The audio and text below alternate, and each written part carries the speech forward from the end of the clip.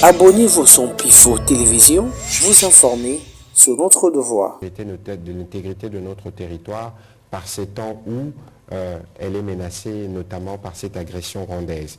Au cours du Conseil de ministres aussi, la ministre de la Justice est revenue sur l'épineuse question des Kuluna et la composante justice qui doit véritablement se mettre en place avec des organisations de procès en flagrance pour que, de manière dissuasive, des condamnations s'effacent pour éviter que ces comportements ne continuent de foisonner. Voilà plus ou moins ce que je pouvais mettre en introduction de notre conversation de ce soir.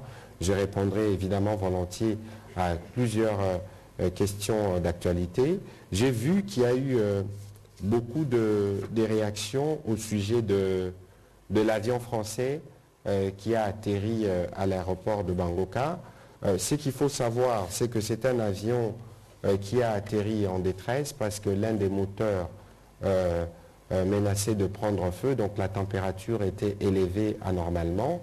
C'était le vendredi dernier et donc l'aéroport le plus proche où ils avaient demandé à atterrir, c'est à l'aéroport de Bangoka à Kisangani.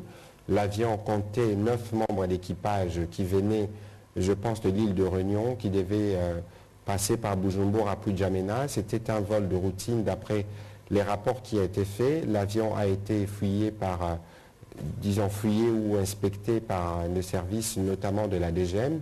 Il y avait 9 passagers, 4 membres d'équipage et 5 autres pilotes qui devaient être relayer d'autres dans la destination finale et qu'il n'y a pas de matière à panique. L'avion est en panne, ils attendent une intervention qui doit venir de Paris avec les matériels pour remplacer le matériel défectueux.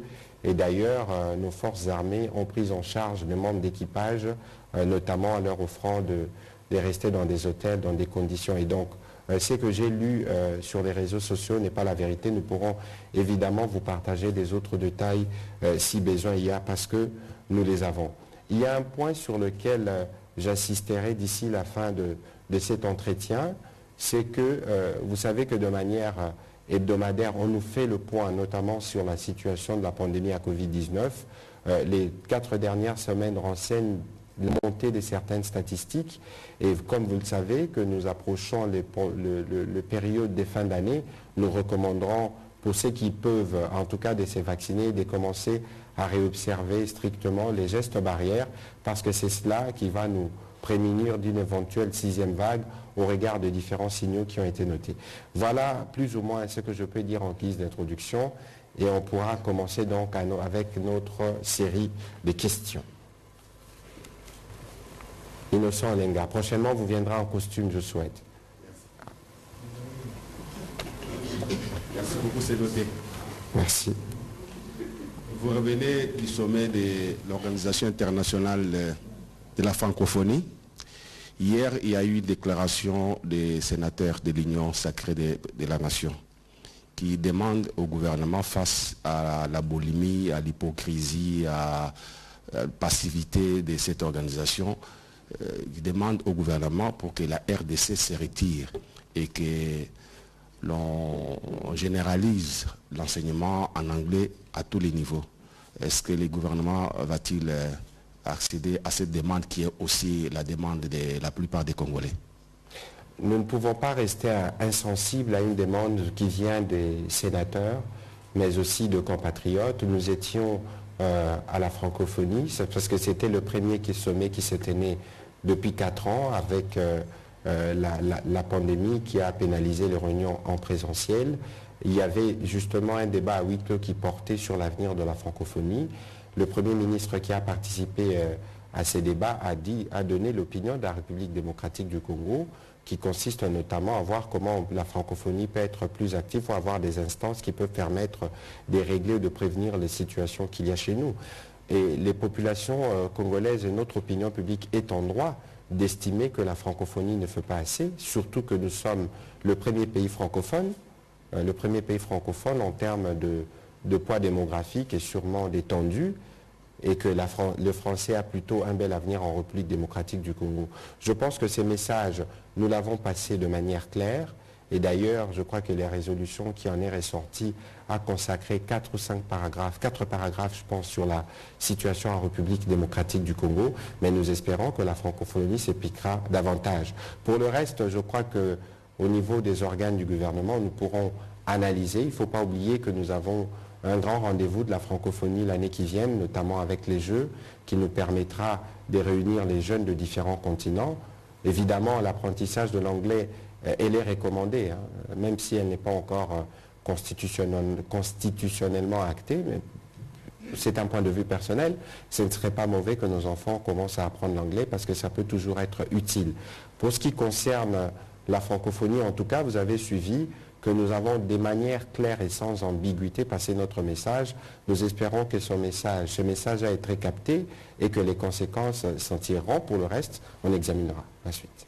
Voilà. Richard Chacon. Merci beaucoup, Monsieur le ministre. Deux questions. Une question par rapport au conseil hebdomadaire du gouvernement. Sur l'affaire Koulouna, vous avez dit que parmi les mesures prises, l'organisation des audiences foraines, est-ce que vous pensez que ces audiences, serait une solution pérenne dès lors que quand on arrête ces Koulouna, il y a toujours ce qu'on apprend qu'il n'y a pas de plaignants et qu'on arrête un Koulouna aujourd'hui, on peut les relâcher demain que ces audiences foraines n'apporteront pas grand-chose pour dissuader ces Koulouna à continuer à commettre leur forfait. Deuxième question, c'est par rapport à la rencontre de demain à Luanda. Qu'est-ce qu'on peut attendre de cette rencontre? Est-ce que la rencontre elle est différente de celle qui devait se tenir hier à Nairobi? Merci. Sur la première question, je pense que nous tous les jours, nous vivons, nous sommes directement ou indirectement victimes des actions négatives de ces Koulouna. Alors il faut une action musclée. L'action musclée dans un contexte qui est le nôtre, c'est la justice. Vous vous souvenez de l'opération coup de poing et des différentes réactions que cela avait suscité à l'époque.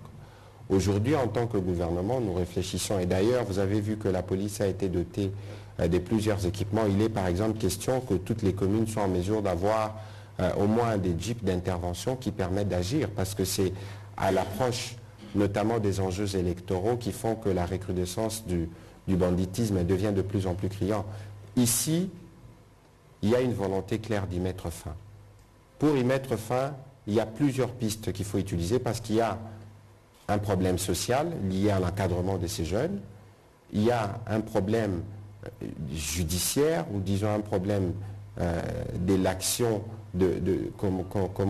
comment le dire, un problème de la réaction de l'État par rapport aux actes des violences que posent ou que commettent ces jeunes, des recours à des machettes, à des armes blanches, et c'est souvent les pauvres mamans qui en font le frais, qui en sont victimes. Ce n'est pas un phénomène qui est simplement vécu à Kinshasa, c'est un phénomène qui est vécu dans plusieurs centres urbains.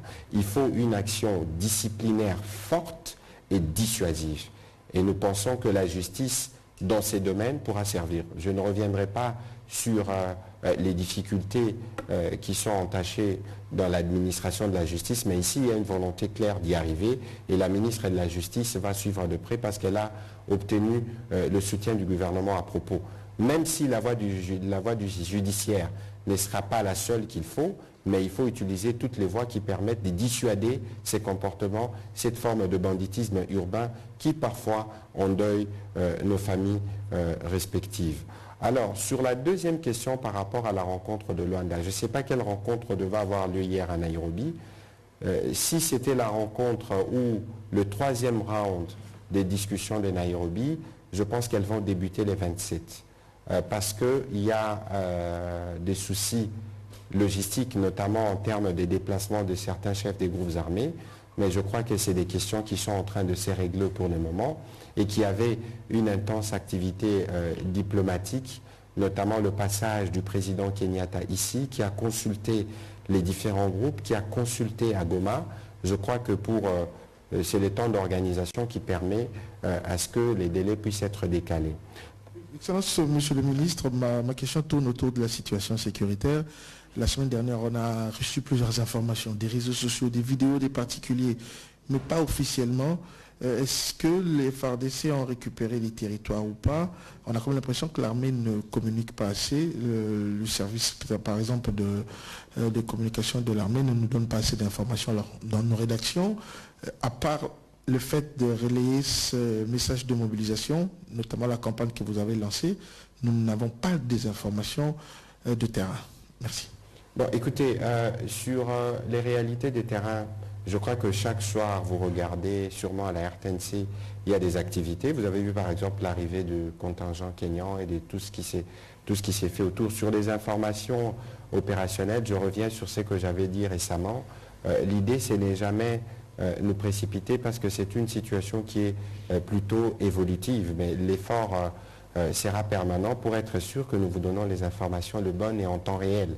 Et donc, pour ce qui concerne la situation à l'Est, nous nous appuyons régulièrement sur le porte-parole de l'armée, le colonel Njiki, qui de manière régulière communique avec les médias. Et donc, n'ayez aucune inquiétude. Nous savons que vous êtes friands des informations dans les détails tels qu'elles se passent, mais nous nous assurons que cela soit mis à votre disposition dès qu'elles sont vérifiées et qui ne peuvent faire l'objet d'aucune contestation.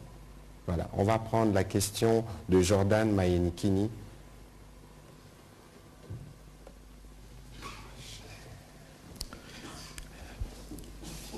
La première question, Monsieur le ministre. Kampala a annoncé lundi l'envoi des 1000 militaires, soit un régiment dans les cadres de la force de l'EAC. Mais déjà, cette annonce ne fait pas l'unanimité, parce que la société civile, notamment la CAJ, a marqué son opposition à l'arrivée des nouvelles troupes de l'armée ougandaise, qu'elle accuse déjà d'être impliquée dans la guerre en cours aux côtés des rebelles du M23. Alors, Monsieur le ministre, j'aimerais savoir pourquoi ne pas renforcer les capacités des FARDC au lieu de compter sur les forces étrangères. Là, c'est la première question. Et puis la deuxième, c'est concernant la culture.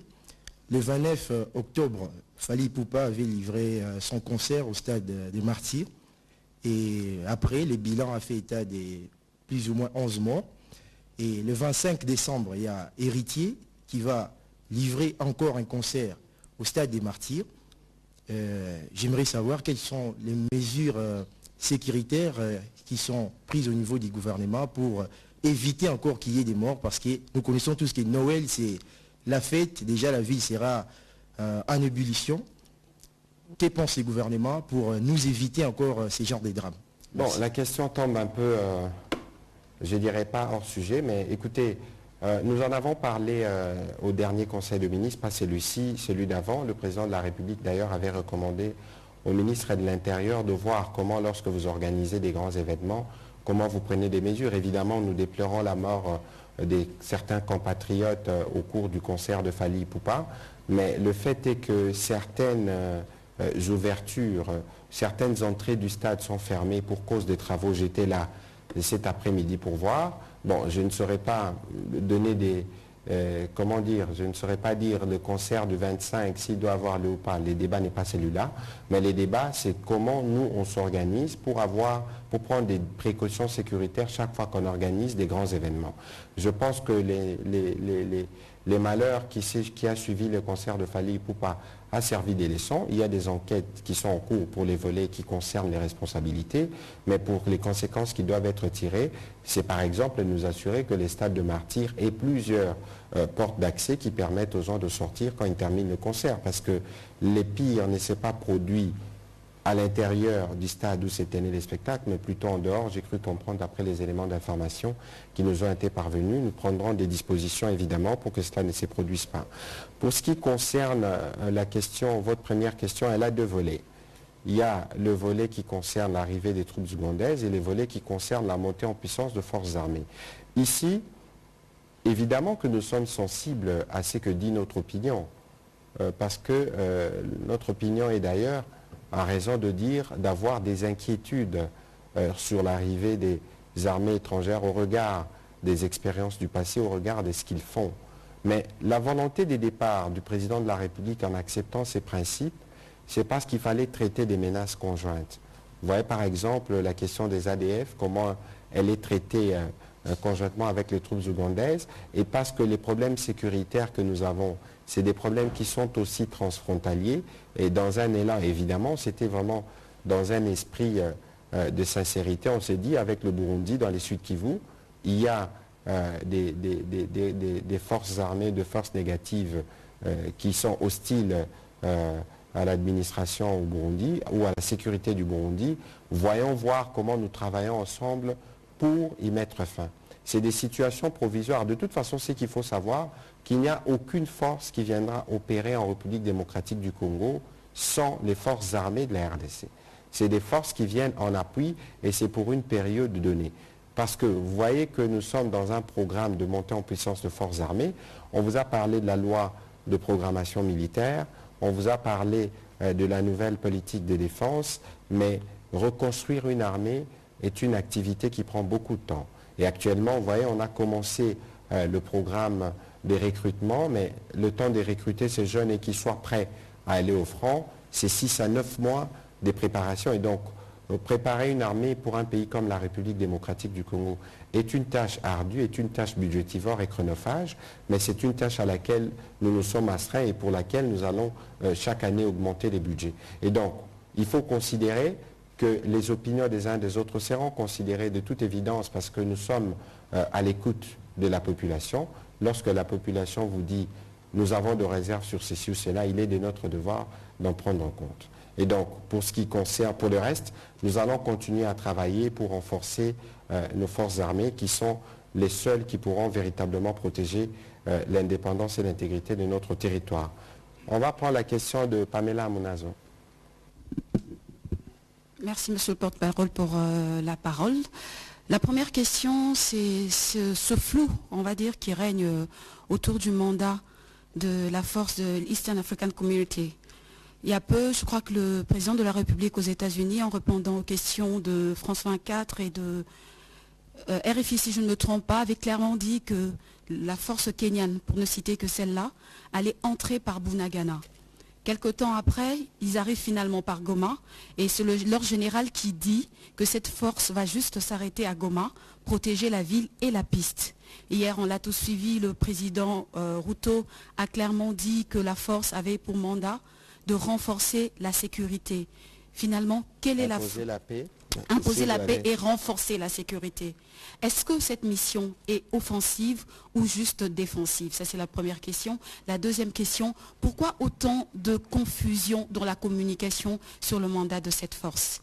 Et la deuxième petite question, c'est par rapport aux négociations. De façon claire, la RDC va négocier avec les groupes armés ou elle va négocier avec ceux qui sont derrière les groupes armés? Voilà mes questions. Bon, écoutez, en termes de négocier avec ceux qui sont derrière les groupes armés, c'est ce que nous faisons déjà avec le Rwanda. Pourquoi partout où nous passons, toutes les instances internationales parlent du Rwanda? Parce que le Rwanda est partie prenante. C'est le Rwanda le porte-parole du M23.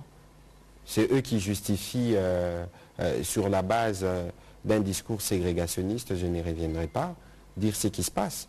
Pour le reste, Bazabanamboka, oh Batengama, s'il faut utiliser cette expression. Mais je reviendrai encore dans un prochain briefing sur ce que le président de la République leur avait dit. Revenez à la maison, vous vous êtes égarés, on voit comment on vous encadre pour retourner à la vie civile. Ce n'est pas des négociations, on va dire on va donner tel, on va donner tel, on va tel. Non, on va discuter des conditions de reddition et de voir dans quelle mesure ils arrêtent les métiers des armes et dans quelle mesure ils commencent à travailler pour avancer socialement. Alors, autour de la mission, pour ce qui concerne la mission de la Eastern African, de la force régionale, je crois qu'ici, il faut qu'on reste dans ce qui avait été convenu. Ce qui avait été convenu, il faut lire que c'était une mission offensive. C'est ce qu'a redit le président Ruto ici, mais la mission offensive était une mission qui venait en alternative. Parce que dans l'hypothèse où le Rwanda n'avait pas soutenu les M23 pour faire la guerre, on n'en serait pas là. On n'en serait même pas aujourd'hui à précipiter ou à être sûr que la force régionale se déploie rapidement. C'est justement parce qu'il y a un groupe qui est clairement porté par un pays qui gagne malheureusement dans la barbarie, qui fait qu'aujourd'hui les choses sont précipitées parce qu'il faut arrêter ces cycles de violence. Et donc, moi je ne vais pas rajouter des bons à des mots. La force régionale est arrivée. Vous avez suivi les propos du président Kenyatta, vous avez suivi les propos du président Ruto. Pour le reste, ce sera aux militaires de faire leur travail suivant le plan opérationnel qui existe. Voilà. Prochaine question. Allez-y.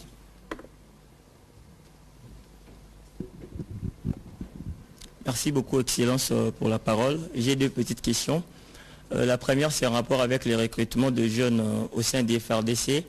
Hier ou avant-hier, si ma mémoire est bonne, à Mbujimaï, plus de 2000 jeunes ont répondu à l'appel du chef de l'État en s'enrôlant au sein de l'armée. Aujourd'hui, quelles sont les garanties que vous pouvez donner à toutes ces personnes désireuses de servir le pays sous le drapeau national? Et la seconde question, c'est en rapport avec le dossier des Kasongo Mwema Yamba. Vous êtes le ministre de la Communication et des Médias. L'illustre disparu était l'une des figures de proue de notre secteur médiatique. Quelles sont les stratégies ou le plan que vous avez mis en place pour pouvoir honorer la mémoire de feu Kasongo Mwema? Merci. Sur votre deuxième question, je crois que le programme sera rendu public ce soir et nous lui rendrons hommage demain à la clinique Ngaliema, et nous nous sommes organisés avec sa famille, l'agence congolaise de presse et la présidence de la République pour lui rendre les hommages dignes de l'homme qu'il a été.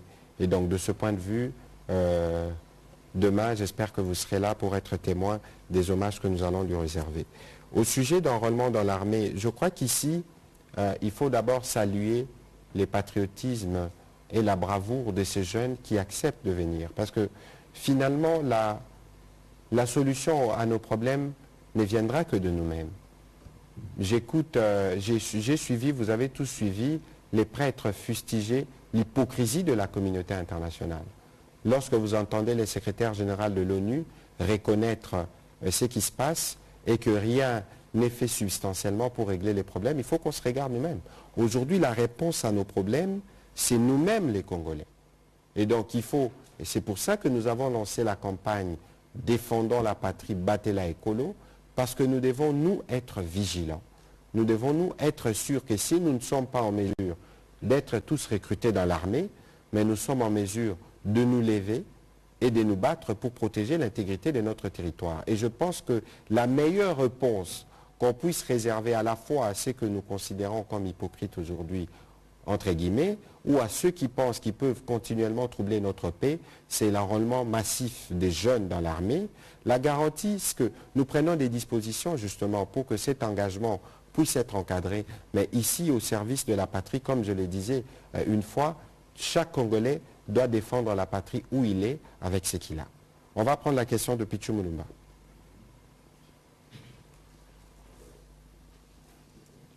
Merci, Monsieur le Ministre. Je reste sur un sujet qui intrigue quand même. La conseillère spéciale du secrétaire général des Nations Unies pour la prévention du génocide a appelé les Congolais à bannir les discours de la haine en vue de prévenir les génocides. Qu'en pensent les gouvernements? Est-ce que le Congo aujourd'hui présente-t-il les décors d'un génocide? Vous êtes journaliste. Est-ce que dans le colonne du potentiel, vous passez des messages de la haine? C'est une fiction. C'est une fiction qui ressemble beaucoup au discours ségrégationniste porté par le Rwanda. Regardez, vous savez, il ne faut pas qu'on cherche à nous détourner des vraies raisons du problème. Les vraies raisons du problème, c'est l'agression du Rwanda. C'est cela les problèmes. Après, il ne faut pas aller dans des subterfuges, parce que l'argument qu'on veut nous opposer, de quel génocide vous voulez parler? Nous sommes dans un pays où il y a 100 millions d'habitants, il y a 450 ethnies.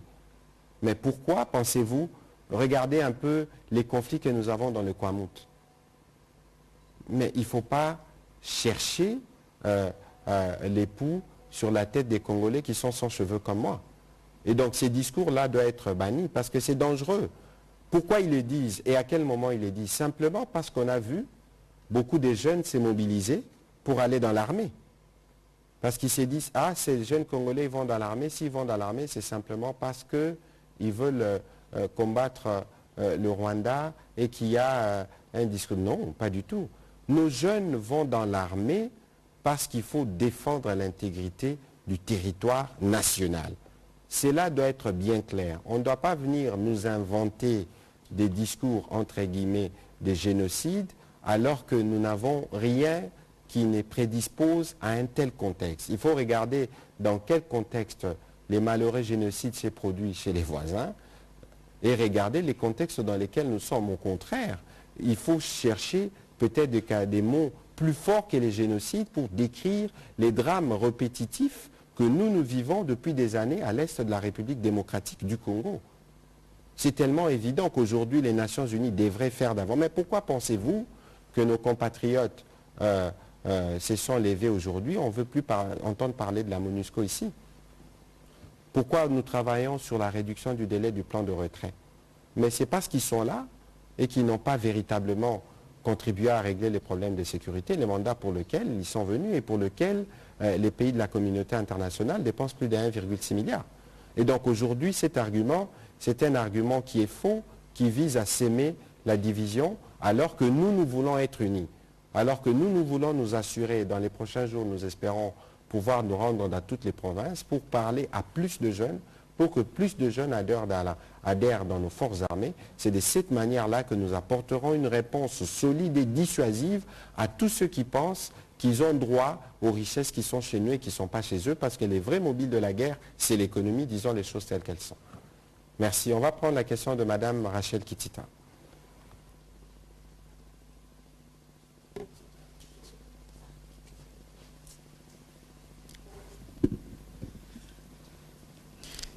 Merci beaucoup, Monsieur le Ministre. J'aimerais quand même avoir le point de vue de vous en tant que porte-parole du gouvernement, parce que à la déclaration de l'opposant Martin Fayulu, vous avez suivi qu'il disait finalement, il disait que le président de la République, il accusait de haute trahison. Pour lui, le processus de Nairobi est un processus pour valider les territoires de la République démocratique du Congo conquis par le Rwanda. Au terme donc de ces discussions, cela devra être validé comme tel. Vous, quand vous l'écoutez tenir ces propos, qu'est-ce que ça vous inspire, puisqu'il y a également une certaine opinion congolaise qui suit Martin Fayulu, puisque c'est un opposant et non des moindres en République démocratique du Congo. La deuxième question, c'est une question en rapport avec l'arrêt de la Cour constitutionnelle. Une année passée, la Cour se déclarait incompétente pour juger l'ancien Premier ministre Augustin Matata Ponyo sur notamment l'affaire Bukangalonzo. Aujourd'hui, la Cour se déclare compétente. Pour ses avocats et pour une certaine opinion, c'est de l'acharnement contre Augustin Matata Ponyo. Qu'en est-il exactement ? Madame, que voulez-vous que je dise sur la justice? Il ne m'appartient pas de commenter les actions qui sont faites par un pouvoir différent qui est indépendant. Donc, la réponse est là. La question que vous posez, vous savez que nous, on n'a pas coutume de réagir sur les propos d'individus, et je ne voudrais pas utiliser ma position du gouvernement pour répondre à ceux qui, de mon point de vue, ne méritent pas de réaction de notre part, parce que, bon, nous sommes autour du président de la République en train de travailler pour régler les problèmes du Congo. Ça fait une bonne vingtaine, trentaine d'années que des problèmes n'ont pas été résolus. Et nous travaillons à les résoudre.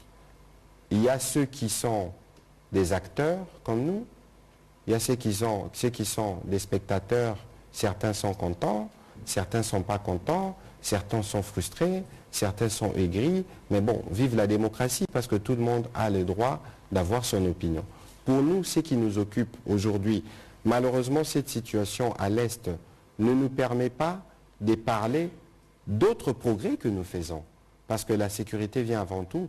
Mais vous avez suivi ce matin que nous avons réussi à la 3e revue du Fonds monétaire international qui apportera encore un appui de 200 millions de $. Vous avez suivi la semaine dernière que nous avons amélioré notre cotation par Moody's, une agence de notation qui permet d'apprécier les efforts économiques qui sont faits. Mais tous ces efforts que nous les faisons pourquoi? Parce que nous pensons que les pays méritent mieux. Et donc aujourd'hui, qu'on nous critique dans la forme, cela n'est pas de nature à nous aider à avancer. Si vous voulez véritablement faire de la bonne opposition, il faut venir avec des alternatives pour dire, écoutez, le choix que vous avez fait de la gratuité n'est pas le bon choix.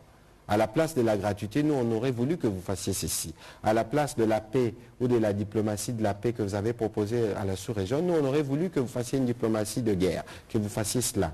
Mais ici, nous restons focalisés sur ce qui est le plus important pour nous, régler dans la durée les problèmes des Congolais. On va prendre 2 questions pour terminer. Il y aura la question, évidemment, de Fabrice en Lingala. On va prendre la question de Marlon Kachamou et de Gilbert Fundi. Voilà.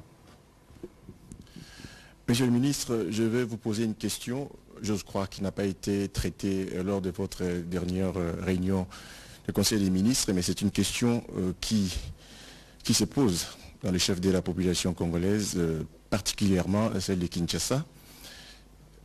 J'aimerais aussi poser cette question au ministre des Transports, mais il n'est pas là. Vous êtes porte-parole, vous avez la maîtrise un peu d'un certain nombre de questions. Alors, si vous prenez UPEN pour arriver à Magasin, les transports étaient de 1000 francs.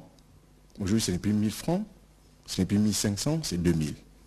Alors, si vous êtes à Magasin, pour aller sur le boulevard, pour emprunter le tronçon boulevard, les transports n'est plus à 1000 francs, ça s'est négocié entre 1500 et 2000 francs.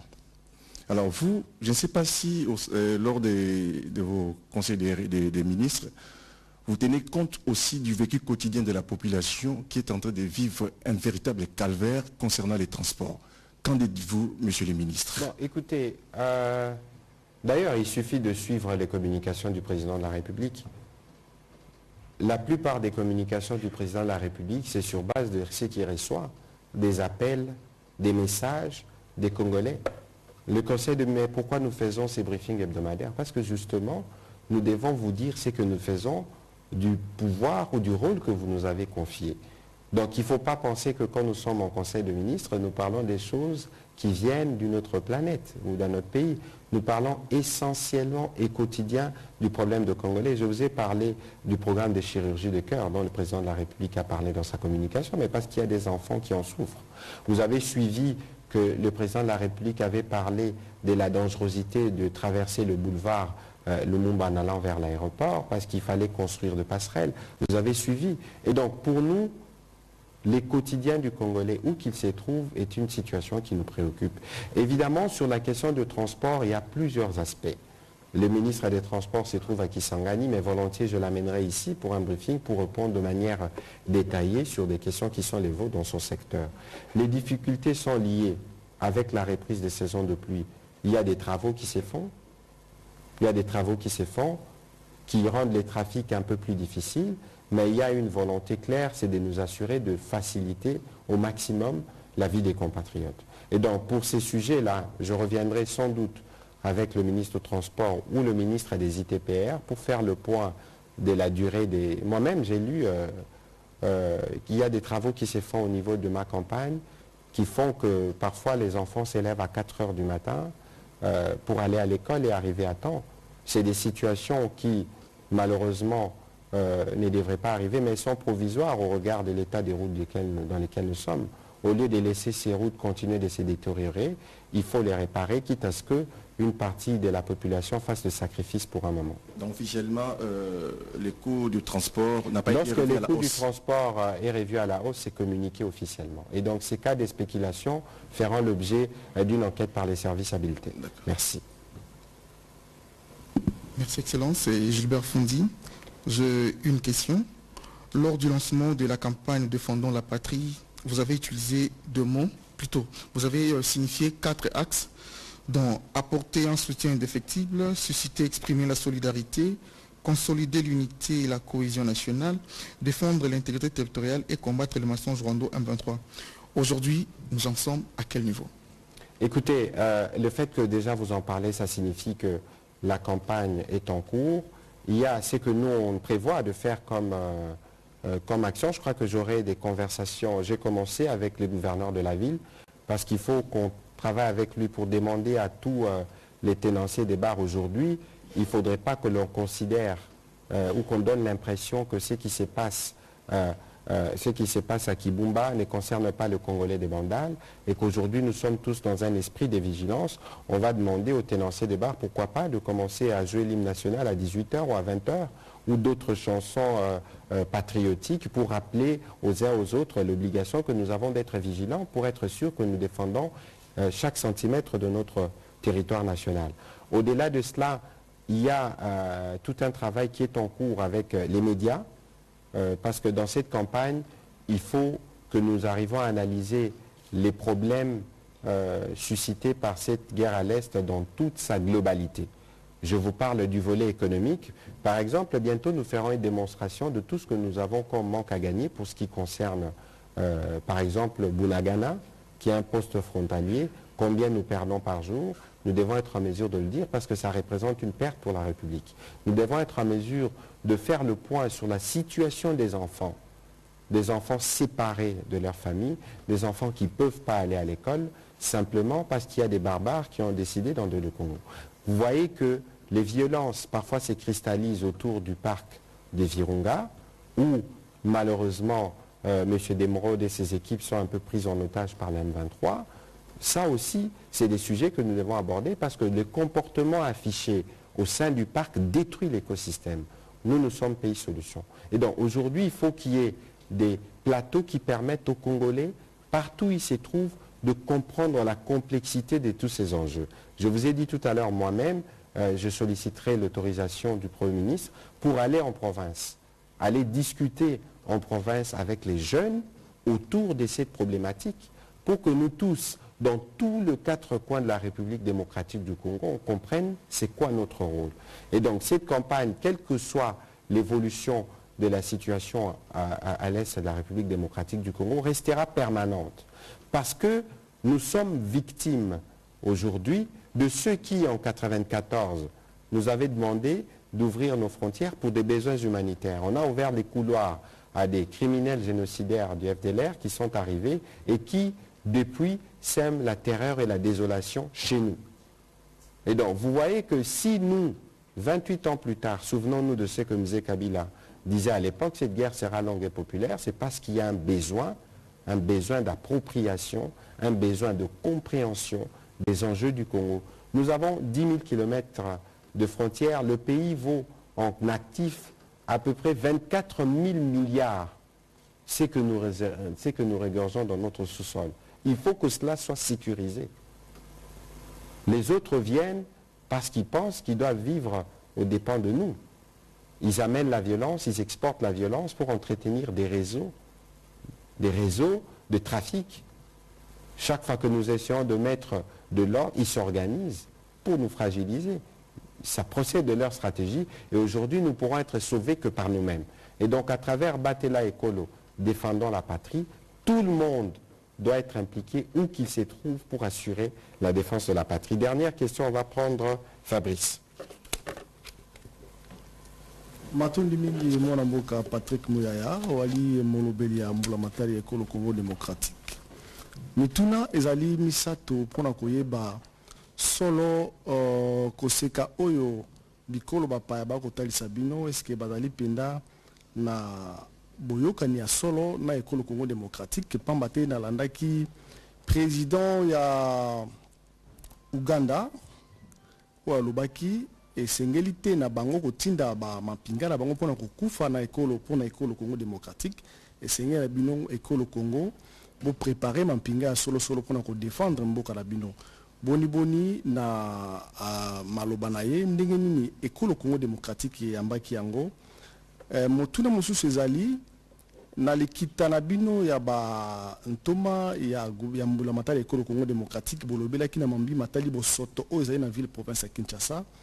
Lelo to komona bosoto wana esilité ezali toujours na ba biteni ya ba commune ebele bosoto ezali toujours wana bolobi ni pona yango motuna ya suka ezali bayi Congo démocratique au bino ozali ko benga pour la mobilisation ba telema ki pona ko tombola mongongo na bango pona ko loba ete moto moko te ko sanga ko sakana na Congo démocratique mais bino le sous gouvernement bo epe ko tia bango moi nkai na se ya boato ba telemi olobi ni pona yango bon bakale pona nini mutu na mutu congolais nyonso aza na devoir ya ko défendre patrie mais ko défendre patrie et ko salama neti oza mopanzi sango o sala ngona plateau na yo bengi bato na yo baye o sala défense ya patrie na nenga mobulu to pe anenga nungu te il faut wana ezala clair bon olobi makambo tali bosoto na Kinshasa obi keza soni pona biso nyonso ba o to vanda na Kinshasa parce que moni na makambo etali salubrité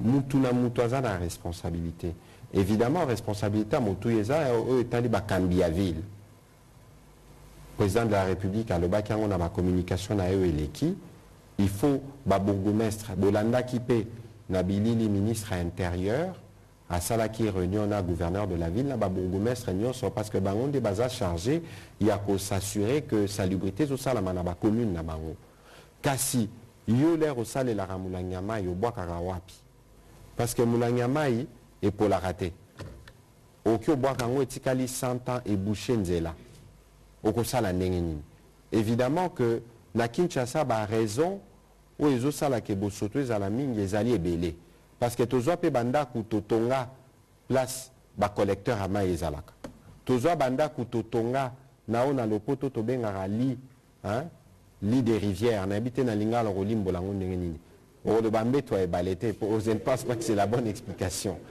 ozomona ça veut dire que ba comportement o ya biso nazoloba biso lelo tozo régler ba problème et réglementé ça fait 15 ans 20 ans ba problème oyo ya salito tozo mona lelo za ba conséquences ya makambo to bandaka ko sala kala lelo exhortation ezali ba autorité urbaine il faut ba sala boye na ba bourgmestre bo curé ba caniveau bo loko bo zuba jeune bo sangisi bango bo kei ko nettoyer bo longo li ba plastique bo kei otika usine moko mama bazai ba memara biso na kingabwa ba sala ba recyclage ba plastique parce que ba plastique nezo bo mamingi ozomona donc exhortation ana tozo sala ngona batu nyonso particulièrement na ba responsable la ville à Kinshasa.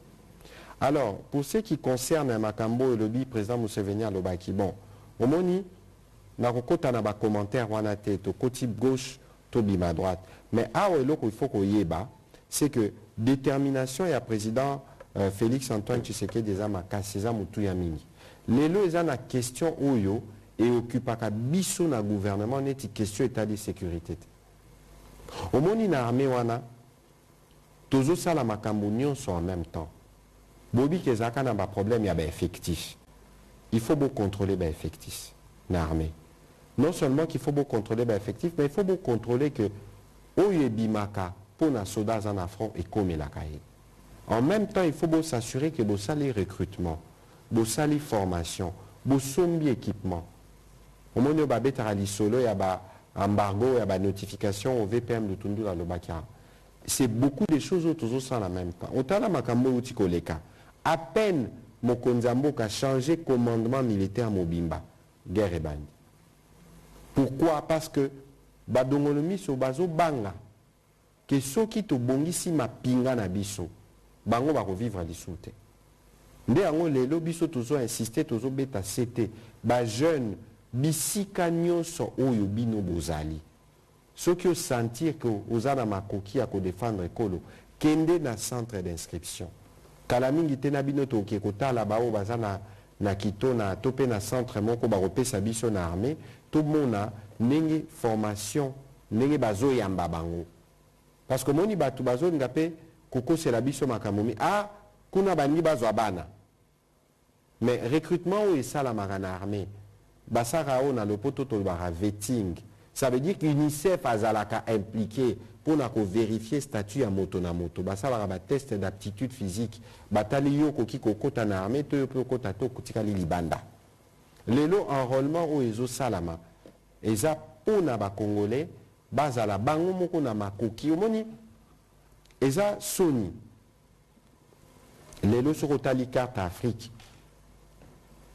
otali Congo munene na mboko ya mokie eza pembeni ezosala banunu eza soni mais soni wana ekosila ndenge nini parce que awa il faut koconsidere omoni na vie okoki ozala no makasi lelo lobi okomi mwa faible lobi okomi makasi et tout ça eza cycle parce que Congo ozomona ezalaka puissance ya makasi lelo depuis makambo banda depuis génocide à Rwanda yango nde mema ba makambo nyonso parce que badongolo miso bazaka kobanga ke Congo etikala mboka moko makasi parce que soki Congo eza makasi tokozala na influence na bamboka wana nyonso mais makasi wana lelo il faut to recréer yango puissance wana il faut to recréer mais pona ko recréer yango eza banani eza bino place bozali eza biso bisika tozali yango na cadre ya misala oyo ya défendant la patrie toko continuer masolo po tozala sûr que ba congolais baza na ba information malamu oyo etali mboka na bango pe baza engagé encadré pour na assurer défense ya territoire national.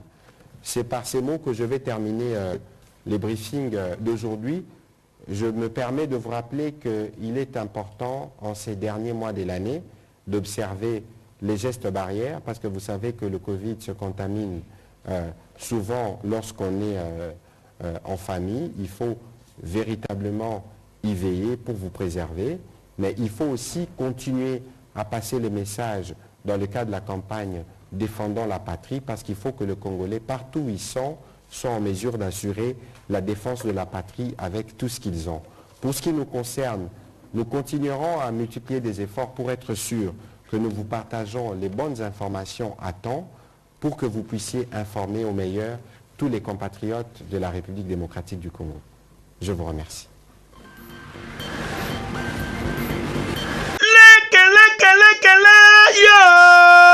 Ndeko ya Congo yo mutu balia bambongo pona koluka kotinda mwana na yo akende kotanga na mikili ya poto tope oteka bandaku pote bana na yo bakende kotanga na mikili ya poto kasi balia bambongo tala occasion oyo fondation au parler epesi yo pona kotinda mwana na yo akende kotanga na mikili ya poto yango yo lokola na mboka ya Tunisie oza mobimba bakomisi mwana na ba université ya kuna nyonso kitoko Chypre, Canada, États-Unis oza mobimba ya Schengen ya Dubai awa nyonso ezali na fondation au parler bazo sunga batu makasi et tosuka kaka wana te tokende susu pe na conscientisation ya ba jeunes c'est-à-dire to banoza na ba conférence pe ba o ba koki ko intégrer ba groupe na biso esika pe to bana ko changer ba thème pour na to tombola ba révolutionnaire ba panafricain comme mon Afrique ko lumona aliénation oyo kanga biso na mabe contre ba vent ebele oyo ezokotongisa mokili et surtout wana pe toko deux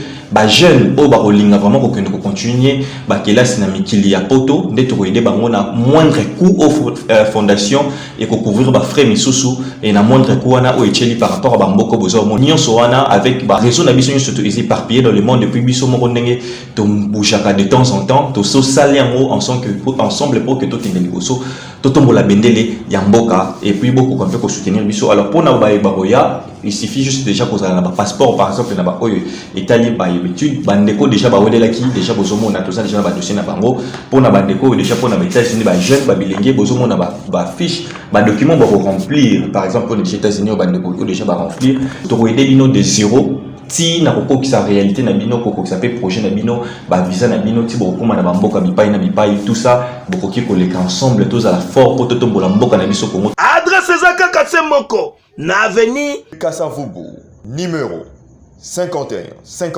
à l'enceinte du bâtiment Carrefour des Jeunes. Tope obengi bango na ba numéro ya téléphone oyo plus 243 82 1 006 172 Tope na plus 243 85 21 43 344 et Okani